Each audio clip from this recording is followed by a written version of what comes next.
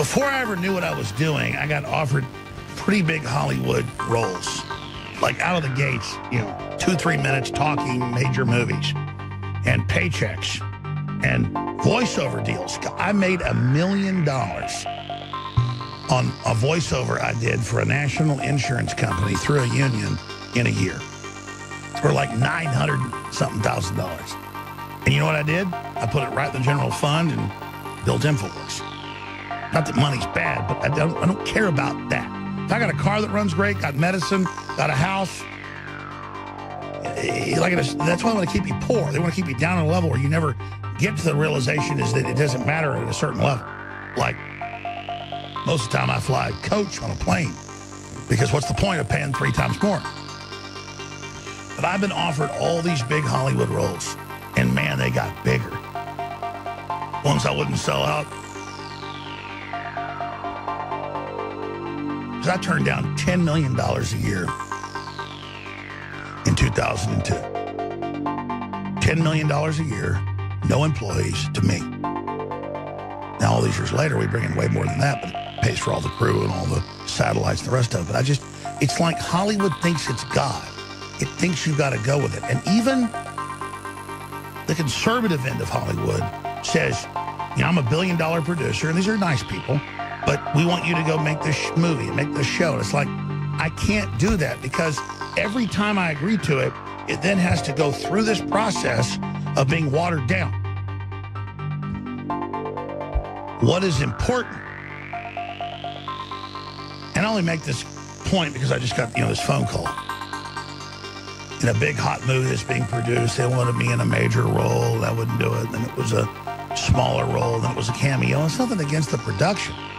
It's that, you understand, I can't refuse Hollywood and then not refuse a part of it.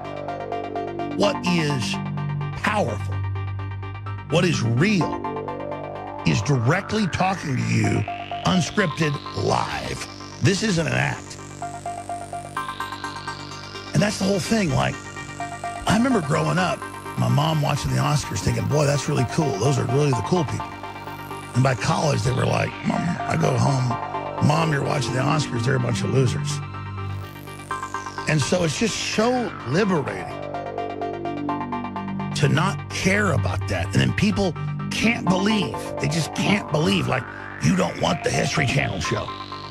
You don't want the Discovery Channel show. And I'm like, already got 2 or 3 of them. They never even know I have 2 or 3 of each. I already did it. And not to sell out. I just was like, sure, I'll do your show, I'll host your show, and then they put it on. It's such a joke, man. It's like all these other talk show hosting people. Yeah, look at that shot of Hollywood people. Look at them. They're the actors. They're the candy ass. They want to be the big star on TV, like Meryl Streep promoting pedophilia.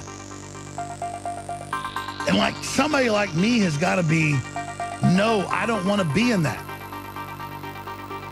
And then it's always the pitch, like, we'll censor you if you don't. We'll come after you. No, I already got the message. But what hurts is friends I've had, in some cases 20 years, that were truthful. And when they get threatened, they roll over like a dead hog in the middle of a pool in summer. They just roll over. It's very, very sad. But I do, historically and metaphysically and ritually, reject Hollywood and reject everything associated with it. I will have nothing to do with it. Nothing. Nothing.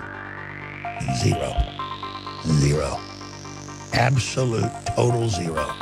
You understand that? So, it's like Fox News tried to give me 3 different TV shows. And then when I refused the 3rd one after about 2 years, they had a big article in the New York Daily News. Back when I was like, being attacked once a week in the news. Now it's like every 5 seconds. And it was like, Jones wanted a job at Fox News, but he got rejected.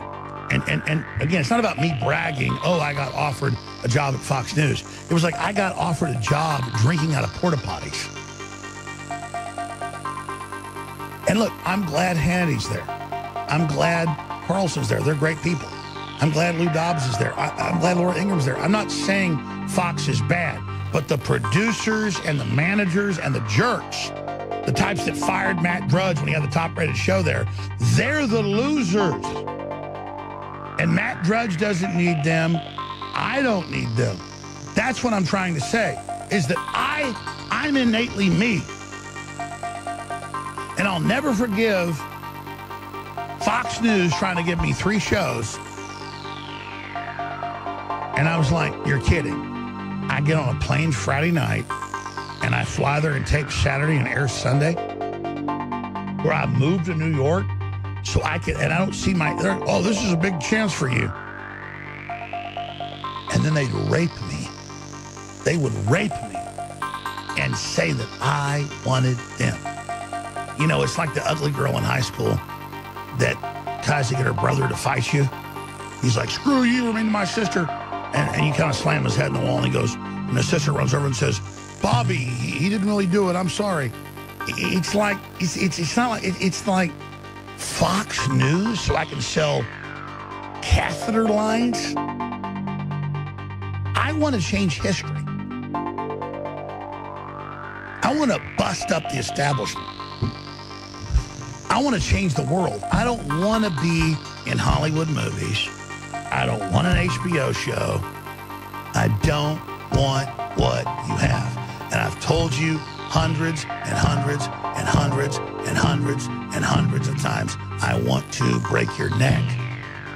I don't want to hang out with you soulless scumbags.